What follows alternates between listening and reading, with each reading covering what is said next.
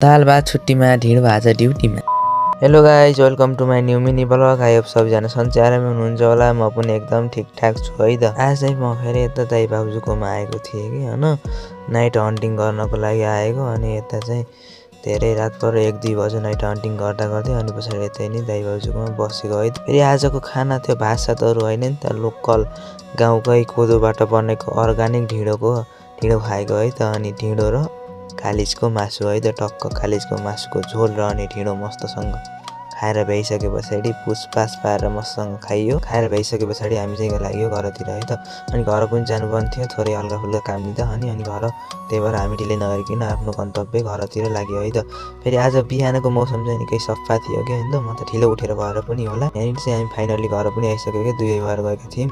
अनि यहाँ आउँदा त मम्मी त फेरि ठ्याक्कै खाएर भएर बाहिर निक्लिन गएछ कि। आजको लागि यति। Thank you for watching, see you in the next video, bye by.